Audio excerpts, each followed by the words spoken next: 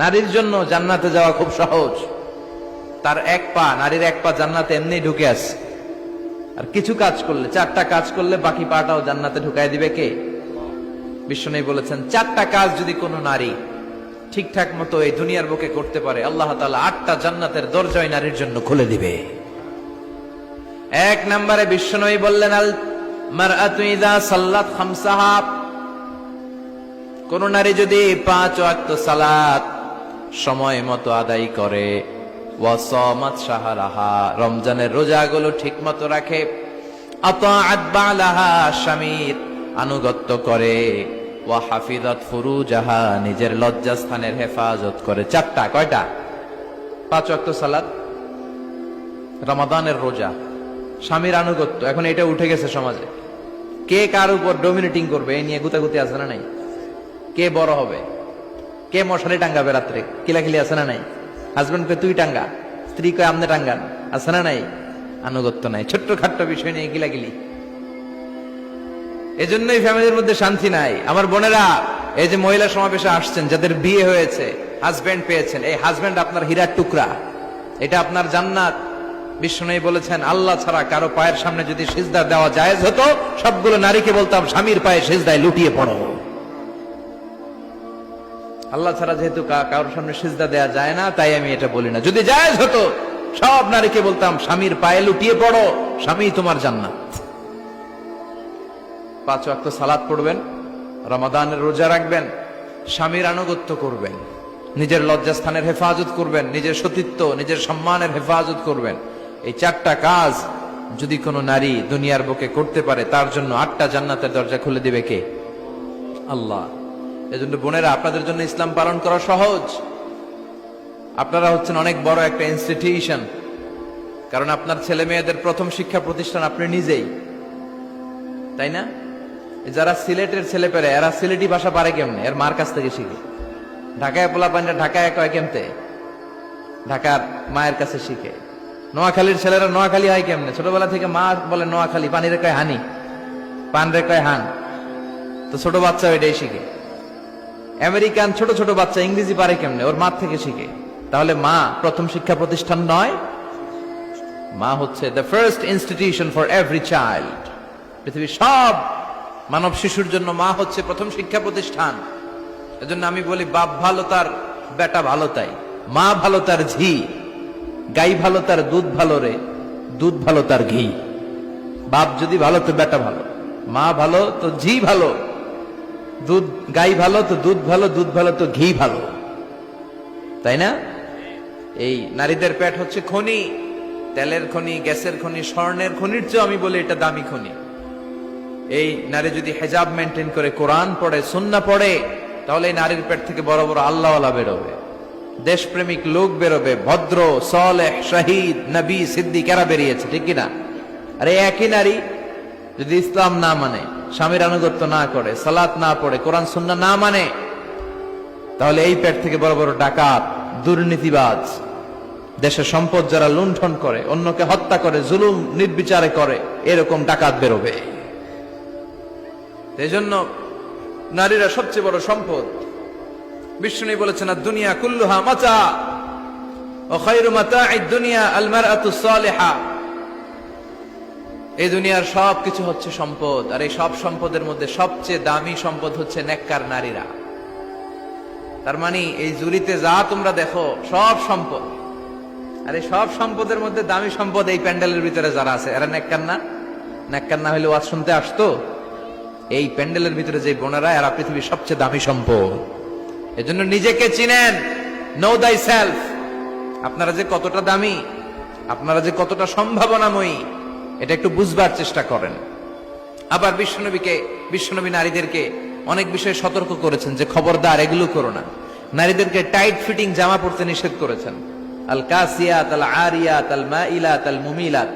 কিছু কিছু বোনেরা এমন টাইট বোরকা পরে, তার দেহের সব উঁচু নিচু ভাঁজ টের পাওয়া যায়, পুরুষরা আরো বেশি আকৃষ্ট হয়। এই বোনদের ব্যাপারে আমি বলি, বিষ্ণু বলেছেন, লা ইয়াদখুলনাল জান্নাতা ওয়া লা ইয়াজিদনা রিহাহা। তারা জান্নাতে তো ঢুকবেই না, জান্নাতের ঘ্রাণও এদের নাকে লাগবে না। এখান থেকে জান্নাতে পৌঁছতে আরো 500 বছরের রাস্তা, এত দূরে থাকতেই জান্নাতের ঘ্রাণ আপনার নাকে এসে ধাক্কা দিবে, তারপর ওই নারীরা জান্নাতে ঢুকতে পারবে না। টাইট ফিটিং জামা আছে না নাই? এখন বোরকার মধ্যে অনেক ডিজাইন, ইদানি এদিকে কিছু ডিজাইন করে পরে, এদিকে করো না, এদিকে করো না, এদিকে করো না, 4টা গম্বুজ বানায় এই জায়গায়, আছে না নাই? এগুলো করে, তো এগুলো করলে তার পর্দার চেয়ে তার সৌন্দর্যের প্রকাশ আরো বেশি হয়ে যায়। এরপরে বিশ্বনবী নিষেধ করেছেন ঝাঁঝালো পারফিউম দিয়ে বেরোতে নিষেধ করেছেন। আমার বোনেরা, নিজেদেরকে ক্লিন রাখবেন, পরিচ্ছন্ন রাখবেন অলওয়েজ। আপনি গায়ে ডিওডোরেন্ট, দুর্গন্ধনাশক পারফিউম দিতে পারেন, তবে সেটা জামার ভেতরে, বাইরে যেন প্রকাশ না পায়। অনেক মহিলা সেজে গুজে বোরকাটা পরে বোরকার উপরে মারে 2টা, আছে না নাই? এই ঝাঁঝালো গন্ধ আশেপাশের যতগুলো পুরুষের নাকে যাবে আপনার প্রতি আকৃষ্ট হবে।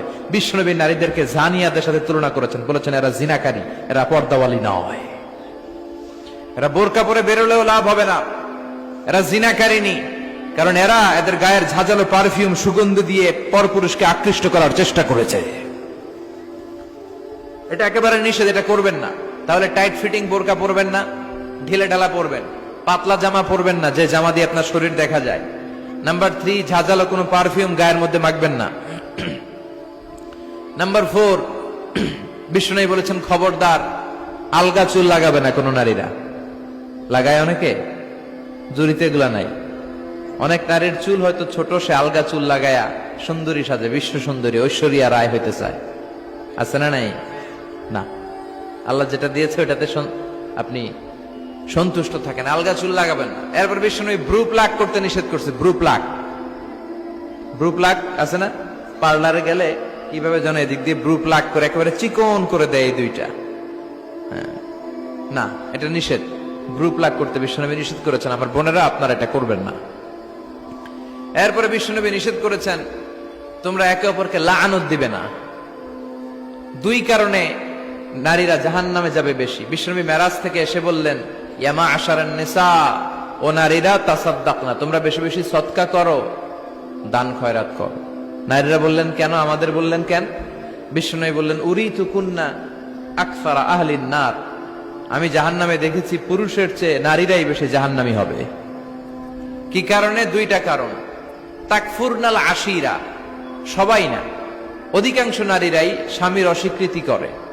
স্বামী যা দেয় এতে সন্তুষ্ট থাকতে চায় না, আছে না নাই?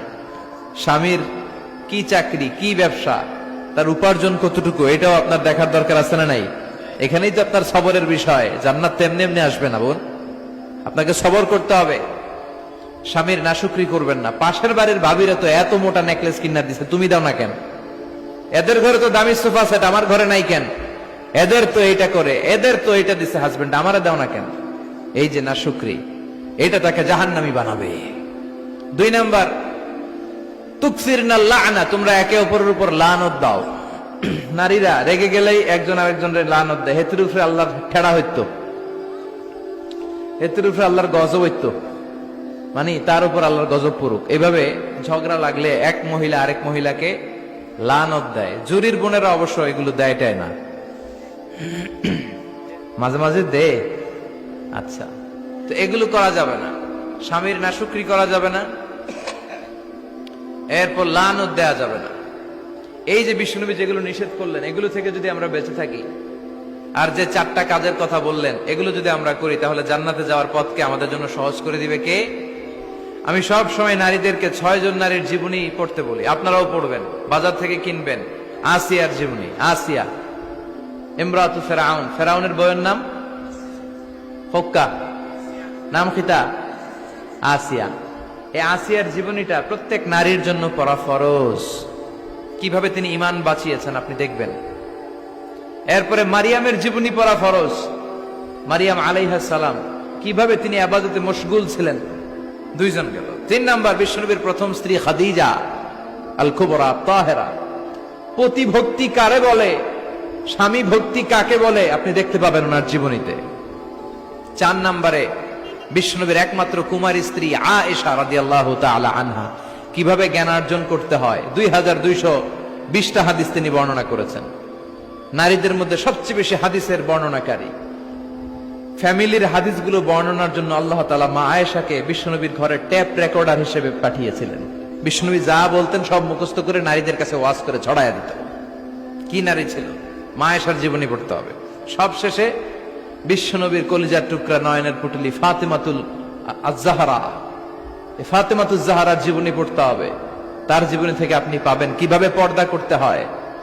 উনি মরার আগে আলীকে বলে গেলেন, আলী, জীবদ্দশায় আমারে কেউ দেখে নাই, নবীর মেয়ে মোটা না চিকন, লম্বা না খাটো। মরার পরেও বেশি মানুষে জানাজায় আসতে বলো না, রাত্রিবেলা অল্প কয়েকজন লোককে নিয়ে জানাজা দিয়ে আমার কবর দিয়ে দিও। কেমন করে আপনি নিজেকে সেভ করবেন, এই শিক্ষা মা সাইয়্যিদাতুনা ফাতেমাতুজ জোহরার জীবনীতে আছে না নাই? তাহলে এই কয়েকজন নারীর জীবনী পড়তে হবে। আর যে চারটা কথা বিষ্ণু বলেছেন এগুলোর উপর আমল করতে হবে। তাহলে আমাদের নারীদেরকেও জান্নাতি বানাবে কে? আল্লাহ। তুমি আমাদের মাদেরকে, বোনদেরকে, আমাদের নারীদেরকে তুমি খাদিজাতুল কুবরার মতো কবুল করো, আয়েশা সিদ্দিকার মতো মহিয়সী নারী হিসেবে কবুল করো, ফাতেমাতুজ জাহরার মতো এরকম পর্দানিশীল নারী হিসেবে কবুল করো। আল্লাহ তাআলা আমাদের সবাইকে কথাগুলো বুঝার ও আমল করার তৌফিক দান করুক। আমরা পড়ি আমিন। আপনারা সবাই ভালো থাকবেন, সুস্থ থাকবেন, সুন্দর থাকবেন।